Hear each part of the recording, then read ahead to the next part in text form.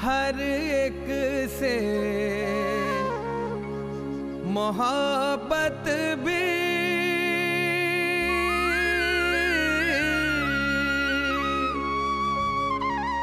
हर एक की खिदमत भी मैदान अदब का भी मैदान सियासत भी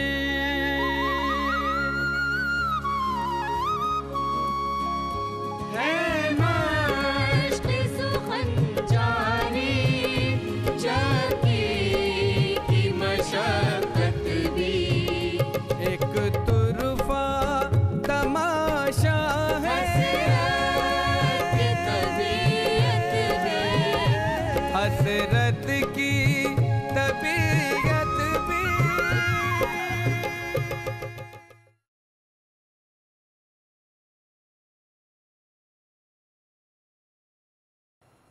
आदाब अर्ज़ है, नियाज़मंद आपकी खिदमत में हाजिर है। आइए आज फिर उसी यकताए ज़माना की याद ताज़ा की जाए। मौलाना पर एक अजीम सानेहा गुजर चुका है। उनकी रफ़ीक़ाए हयात, उनकी रफ़ीक़ाए सियासत निशात बेगम का इंतकाल हो चुका है। मौलाना ने खुद कभी किसी से फरमाया था, हसरत भाई, निशात भाभी की वफ़ात आप ही के लिए नहीं बल्कि तमाम मुल्क के लिए सानेहा है।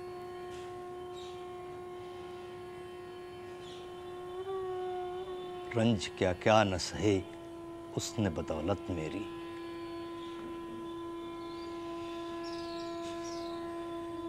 अब्बासी साहब, अगर 3 औरतें ना होती तो हिंदुस्तान की सियासत कम से कम 3 अशख़ास से महरूम ही रह जाती।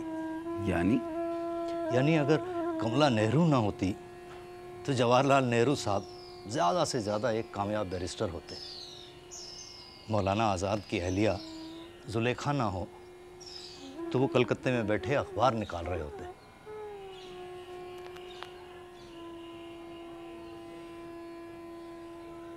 और निशात न होती तो मैं भी किसी कोने में बैठा शायरी कर रहा होता।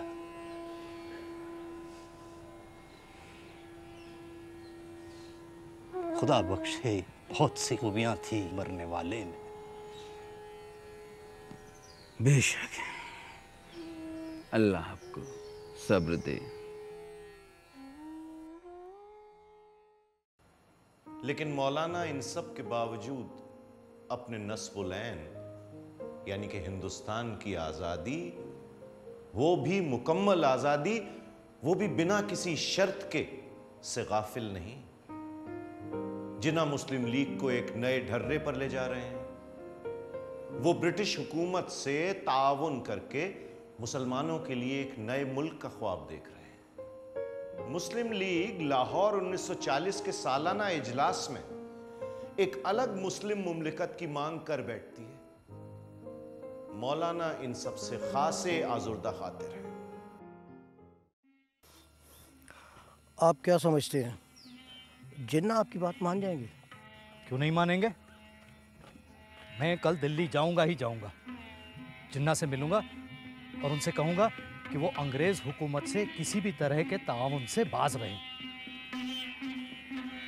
गांधी जी से भी मिलूंगा और उनसे कहूंगा कि वो क्रिप्स मिशन की चाल में ना आए। इतनी शदीद गर्मी और आप इतने बड़े लीडर होकर 3rd क्लास में सफ़र करते हैं। वो तो ट्रेन में 4th क्लास होता ही नहीं है।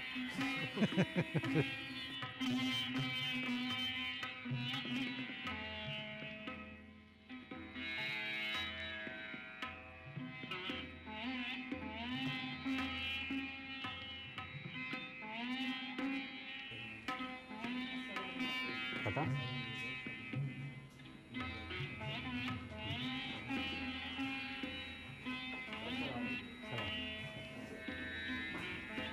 जिन्ना साहब से मिलना था।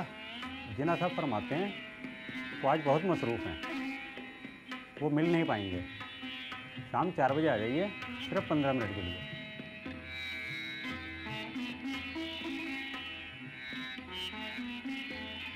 इस गली में तुम्हें कोई कुछ समझता ही नहीं।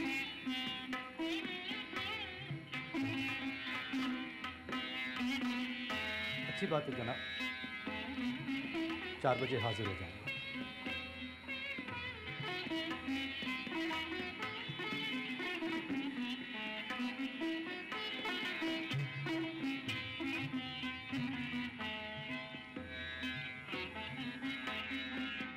क्या ज़माना आ गया, इन्हीं हसरत के कंधे पे चढ़कर जिना जिना साहब बने। जी हाँ, याद है, सब याद है। जिना के नाम से आम मुसलमान वाकिफ भी न था। यही मुस्लिम लीग के लोग गांव-गांव, शहर-शहर जाकर ये कहते फिरते थे कि जिना को अपना लीडर मान लो, क्योंकि इन्हें मौलाना हसरत मोहानी की हिमायत हासिल है। और अब जिन्ना साहब का रवैया है कि 4 बजे से पहले मिल नहीं सकते। मुस्लिम लीग को अपनी जाति जायदाद समझते हैं और क्या।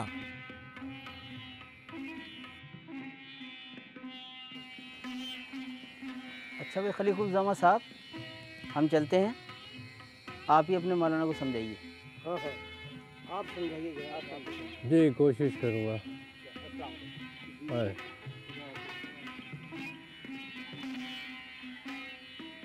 आखिर को इस बात में क्या बुराई है कि क्रिस मिशन के साथ सिर्फ जिन्ना साहब बात करें? है, बुराई है। खलीकुल साहब, हम ये लड़ाई क्यों कर रहे हैं? आज़ादी के लिए, जमहूरियत के बका के लिए। तो क्या ये जमहूरी तरीका हुआ कि किसी सियासी पार्टी की नुमाइंदगी सिर्फ एक शख्स करे? जिन्ना साहब हमारे लीडर हैं। लीडर हैं, पर उन्हें लीडर हमने बनाया है। गरज ये है कि आप नहीं मानेंगे। नहीं, मैं कल इसी इजलास में ये करारदाद पेश करूंगा कि क्रिप्स मिशन से मुस्लिम लीग का एक वफद मिले जो 9 मेंबरान पर मुश्तमिल है। सिर्फ जिन्ना ही नहीं। जिन्ना साहब इस करारदाद को पेश नहीं होने देंगे। तो मैं उस करारदाद जिसमें जिन्ना साहब को बातचीत के सारे इख्तियारात दिए जाएंगे, उसमें तरमीम का नोटिस दूंगा। आपकी कोई नहीं सुनेगा। क्यों नहीं सुनेंगे साहब? हम यहाँ आए किस लिए हैं? समझ गया, समझ गया। अगर आपका यही रवैया रहा मौलाना, तो आपकी सियासत से किनारा कशी दूर नहीं, फिर सारी उम्र दीवान लिखते रहिएगा। एक शेर मुलाजा हो, लाउबाली मिजाज हसरत को फिक्र सूदो जिया से क्या निस्बत। ये मौलाना हसरत मोहानी की मुस्लिम लीग से बेजारी का दौर है। दरअसल उन दिनों मौलाना को यह एहसास हो चला था कि किसी भी सियासी पार्टी की बुनियाद मजहब नहीं होना चाहिए। सहाफ़ी साहब, मेरे ख्याल से मजहब की बुनियाद पर सियासी जमातों को कायम करने का ये रिवाज तर्क किया जाना चाहिए। सियासी जमातों को कायम करने की बुनियाद माशी होनी चाहिए। हिंदुस्तान में सिर्फ 3 सियासी जमातें होनी चाहिए। मालदार जमात यानी कि सरमायादारों की जमात, नामदार जमात यानी कि मुतवस्सित मतलब मिडिल क्लास की जमात, और कामदार जमात यानी कि मजदूरों और किसानों की जमात। अगर ऐसा हुआ तो आप किस जमात के मेंबर होंगे? कामदार जमात के, मजदूरों और किसानों की जमात के। देखिए, मैं बातों बातों में आपको बताना भूल ही गया कि हमारे ड्रामा सोसाइटी के मेंबरान ने मौलाना हसरत मोहानी प्ले तैयार कर ही लिया, और एक दिन हमने इस प्ले की पूरे कॉस्ट्यूम और मेकअप के साथ रिहर्सल की। मुझे ये पाकिस्तान वाकिस्तान की मांग समझ में नहीं आ रही। ठीक है, बहुत से सूबे मुस्लिम अक्सरियत वाले हैं, लेकिन अगर उनको आज़ाद कर दिया जाए तो क्या मुसलमानों के मसले का हल निकल आएगा? और उन मुसलमानों का क्या होगा जो हिंदू अक्सरियत वाले सूबों में रहते हैं? तो फिर क्या किया जाए मौलाना जी? कोई ना कोई तो हल निकालना होगा। हिंदुस्तान आजाद हो, मुल्क में डेमोक्रेसी कायम हो, मुल्क की हैसियत फेडरेशन की हो, जिसमें तमाम सूबों को खुद मुख्तारी दी जाए, एक सेंटर हो जिसके पास सिर्फ चंद इख्तियारात हों, मुस्लिम अक्सरियत वाले सूबों में हिंदुओं के तहफ़्फ़ुज़ का इंतज़ाम हो। यही सूरत हाल हिंदू अक्सरियत वाले सूबों में हो।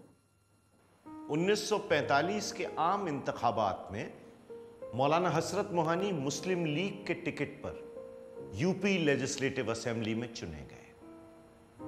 उन दिनों यह ख्याल आम था कि मौलाना ने मुस्लिम लीग के बेहद इसरार पर इलेक्शन लड़ा था। बहरहाल ये वो दौर है कि मुस्लिम लीग अपनी पाकिस्तान की मांग पर अड़ी है।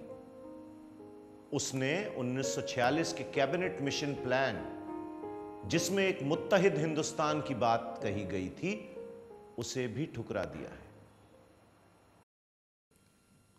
जिन्ना साहब, लिल्लाह बाज आए, इन अंग्रेजों की चाल को समझिए।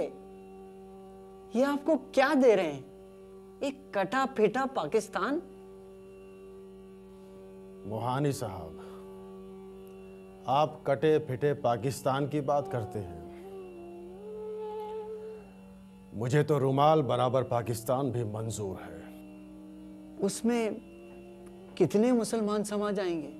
कुछ कह नहीं सकता, लेकिन हाँ, उसमें आपके लिए बहुत गुंजाइश है। जनाब, मैं गुलाम हिंदुस्तान में पैदा हुआ था, आजाद हिंदुस्तान में मरूंगा। तो आपको पाकिस्तान आना मंजूर नहीं? कतई नहीं। याद रहे कि उन दिनों हिंदुस्तान का कॉन्स्टिट्यूशन तहरीर किया जा रहा था, जिसके लिए एक कॉन्स्टिट्यूएंट असेंबली का कयाम अमल में आया। हसरत मोहानी बहैसियत member Muslim League from UP constituent assembly के भी मेंबर थे, और इस लिहाज से वो पार्लियामेंट के भी मेंबर थे। आप अगर पाकिस्तान आना नहीं चाहते तो ये आपका जाती मामला है। आप मुस्लिम लीग के मेंबर हैं और इसी हैसियत से कॉन्स्टिट्यूएंट असेंबली में भी हैं। मुस्लिम लीग को पाकिस्तान मिल चुका है और बेहतर यही होगा कि आप कॉन्स्टिट्यूएंट असेंबली से इस्तीफा दे दें। मुझे मुस्लिम लीग के टिकट पर यूपी के मुसलमानों ने भेजा है, आपके पाकिस्तान ने नहीं।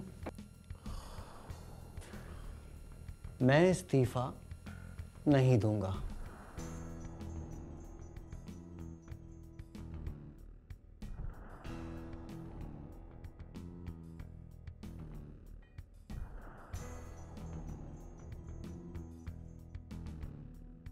मैंने जिन्ना की हिदायत पर अमल ना करते हुए आज 4 बजे काउंसिल चैम्बर्स के कमरा नंबर 28 में जाकर बाबू राजेंद्र प्रसाद के सामने रजिस्टर पर दस्तखत कर दिए। और फिर था इंतजार जिसका, ये वो सहर तो नहीं कि मिस्दाक वो हुआ जिसकी बाशुमूल हसरत हमने तमन्ना तो की थी पर यूं न की थी। मुल्क आजाद हुआ पर तकसीम के एवज।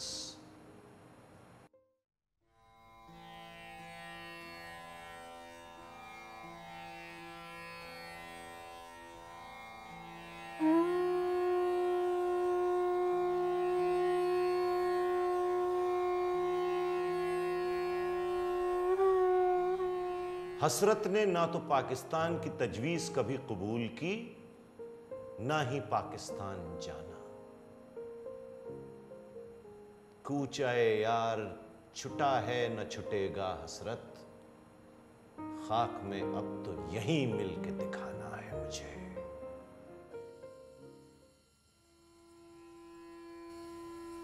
भाई जो होना था हो चुका। अब हमें कोशिश इस बात की करनी चाहिए कि हिंदुस्तानी मुसलमान तर्क वतन ना करें। मायूस होने की जरूरत नहीं है। हमें अपने गैर मुस्लिम बिरादरान के साथ मिलजुल कर रहना होगा और उसी भाईचारे का सबूत देना होगा जो हम सदियों से देते चले आ रहे हैं। आप चाहे मुझे नेशनलिस्ट कह लें या कम्युनिस्ट या लीगी, मुझे तो सिर्फ इतना कहना है, रिवाज बर्बरियत है मजाहिब के तासुब में, फिजाए अमन सुलह आदमियत है जहां मैं हूं।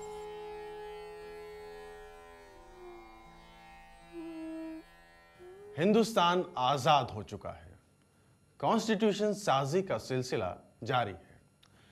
कॉन्स्टिट्यूएंट असेंबली के मेंबरान हिंदुस्तान की पहली पार्लियामेंट के मेंबर भी हैं, यानी कि मौलाना हसरत मोहानी अब एमपी हैं।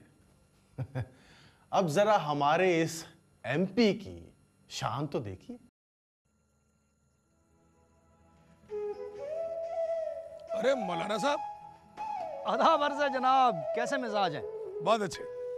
आप कहाँ जा रहे हैं? Constituent assembly. मैं भी वहीं जा रहा हूँ।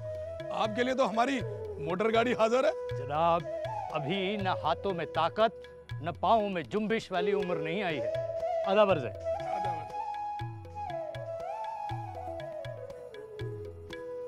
अरे कमाल, कमाल के आदमी है। और मौलाना हसरत मोहानी जब कॉन्स्टिट्यूएंट असेंबली का सेशन अटेंड करने दिल्ली आते हैं तो कहाँ ठहरते? अरे भाई, ये भी कोई पूछने की बात है? जरूर किसी बंगले में ठहरते होंगे। एमपी जो हैं। आखिर मौलाना, आपको ये क्या जिद है कि दस्तूर के मुताबिक एक एमपी को गवर्नमेंट की तरफ से बंगला, गाड़ी, फ़ोन सभी सहूलतें दस्तयाब हैं और आप हैं कि इस मस्जिद के हुजरे में क़याम पजीर हैं? जनाब, हम पार्लियामेंट में नुमाइंदगी किसकी करते हैं? आवाम की। तो ये बताइए कि जब आवाम के पास टेलीफोन, बंगला, गाड़ी ये सब सहूलियतें मैसर नहीं है तो आवाम के नुमाइंदे के पास क्यों हों? माशाअल्लाह। और मौलाना हसरत मोहानी दिल्ली में कॉन्स्टिट्यूएंट असेंबली का सेशन खत्म होने के बाद सीधे कानपुर का रुख करते हैं, ट्रेन के 3rd क्लास कंपार्टमेंट में। कानपुर में बाहैसियत एमपी उन्हें एक मुलाजिम मिला है। चुपके चुपके राहत दिल आंसू याद है। क्या गजब करते हो, बाल्टी तो दीजिए, हम आपके नौकर हैं। अरे भाई, तुम हमारे नौकर कैसे हुए? जो खल के खुदा का नौकर है वो दूसरों को नौकर कैसे रख सकता है? नौकर तो तुम सरकार के हो। आपकी खिदमत करने के लिए। अरे भाई, हम बाल्टी कहाँ उठा रहे हैं, ये तो बस जरा कसरत कर रहे हैं। हमें हमारी रोजी तो हलाल करने दीजिए, कसरत किसी और भारी चीज को उठाकर कर लीजिए। अच्छी बात है भाई, ये लो।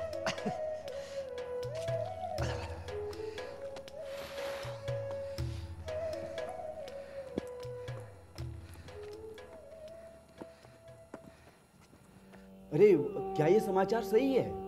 कौन सा? यही के हजरत जी ने एमपी भत्ता लेने से मना कर दिया। 75 रुपये प्रतिदिन, मतलब के मतलब कोई यही 1,500 महीना। 2,250 रुपये महीना। हाँ हाँ हाँ, सुना तो मैंने भी है। क्या ये कोई धन्ना सेठ है? अरे धन्ना सेठ नहीं है, हसरत साहब संसद के सदस्य हैं। एके से आते हैं आज भी संसद, वो भी ठूंस से एके पे, ऊपर से दुनिया भर का मोल भाव करके। बोलते हैं चलना है तो चलो, मैं तो दुआ नहीं दूंगा। पर देखो जी, नेता बहुत बढ़िया हैं, जब सदन में बोलते हैं तो दीवारें हिल जाती हैं। मैं पाकिस्तान का मुवाफिक न था न हूं। हर मेंबर को बताया जाए कि वो यहां हिंदू या मुसलमान की हैसियत से नहीं, बल्कि किसी न किसी सियासी पार्टी के रुकन की हैसियत से है।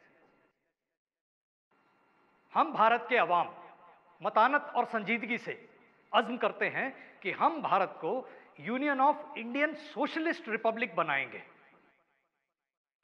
मैं कहता हूं कि जब तक आप कॉन्स्टिट्यूएंट असेंबली का इंतखाब गैर फिरका वाराना बुनियादों पर नहीं करते, तब तक कॉन्स्टिट्यूएंट असेंबली कोई भी आइन पास करने की मजाज नहीं। I was born Indian. I shall remain Indian. And I shall die Indian. मौलाना की ये तकरीरें जो आपने सुनी वो 1949-50 की है, जो उन्होंने कॉन्स्टिट्यूएंट असेंबली में अक्सर मौकों पर की। आपने गौर किया होगा कि मौलाना मजहबी बुनियाद पर सियासी पार्टी की तश्कील के खिलाफ थे। बहरहाल हिंदुस्तान का कॉन्स्टिट्यूशन तैयार हुआ। मौलाना वो वाहिद मेंबर थे जिन्होंने कॉन्स्टिट्यूशन पर दस्तखत करने से इनकार कर दिया, इस बिना पे कि कॉन्स्टिट्यूएंट असेंबली के मेंबरान फिरका वाराना इंतखाब के तहत मुंतखब हुए थे। 1950 में उन्होंने आखिरी बार हज किया। अस्तगफिरुल्लाह, अस्तगफिरुल्लाह, अस्तगफिरुल्लाह, अस्तगफिरुल्लाह। अरे मौलाना साहेब, आपको सुई लगानी है। नहीं नहीं, मैं सुई वुई नहीं लगवाऊंगा। अरे ये क्या बात हुई, आप सुई से डरते हैं? अरे मियाँ, मैं अंग्रेजों की संगीनों से तो डरा नहीं, आपकी सुई से क्या डरूंगा। लगवा लीजिए ना सुई। तशखी से तबीबा पे हंसी आती है हसरत, ये दर्द जिगर है कि दवा मेरे लिए है।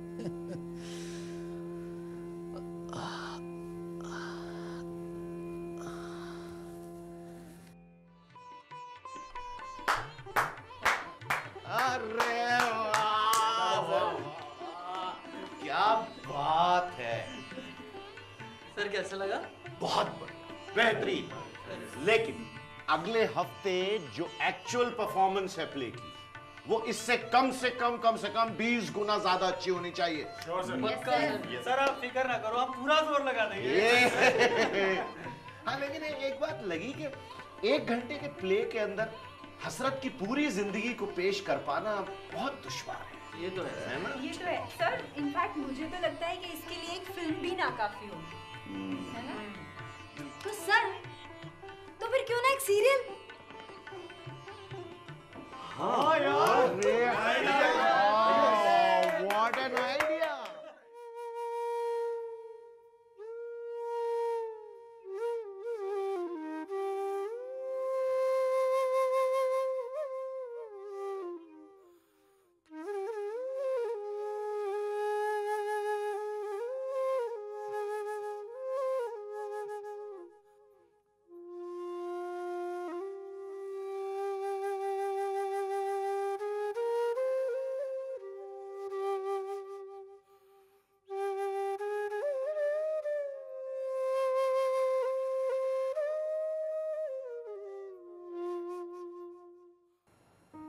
अलील होने से पहले वो बेसब्री से 1951 में आजाद हिंदुस्तान के पहले जनरल इलेक्शंस का इंतजार कर रहे थे। उन्होंने तो ये भी तय किया था कि वो अगला इलेक्शन फॉरवर्ड ब्लॉक के टिकट पर लड़ेंगे, मगर अस्तगफिरुल्लाह, अस्तगफिरुल्लाह।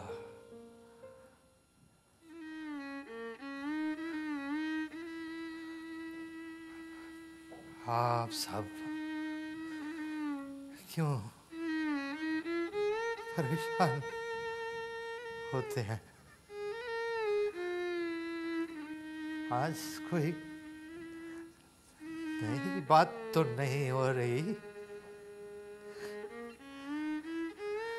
अस्तगफिरुल्लाह, अस्तगफिरुल्लाह, अस्तगफिरुल्लाह। अस्तगफिरुल्लाह, अस्तगफिरुल्लाह, अस्तगफिरुल्लाह, अस्तगफिरुल्लाह, अस्तगफिरुल्लाह।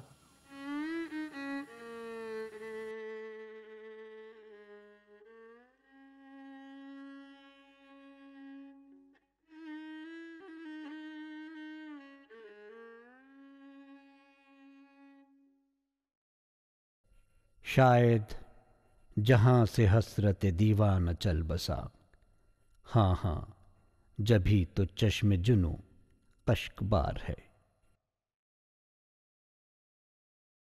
हसरत 13 मई 1950 को इतवार के दिन मालिक हकीकी से जा मिले। उनकी वसीयत के मुताबिक उन्हें लखनऊ में फिरंगी महल के कब्रिस्तान अनवार बाग में अपने पीर मौलाना अब्दुल वहाब फिरंगी महली के पायदानी दफन किया गया।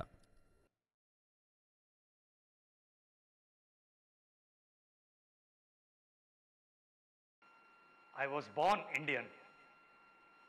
I shall remain Indian. And I shall die Indian. कुछ भी कहने से कासिर हूं, बस इतना और सुन लीजिए। चलो सूए अदम तुम भी के हसरत, वहीं कुछ कद्र है अहले हुनर की। इजाजत एक लंबी मुद्दत के लिए। खुदा हाफिज। आजादी की ख्वाहिश भी, तहरीक खिलाफत भी, स्वदेश पे जा कुर्बा, जिंदा की सोबत भी थी, दीन की पाबंदी और कृष्ण से रग़बत भी। बंसी भी बजाते थे, करते थे तिलावत भी। एक तुरफा तमाशा है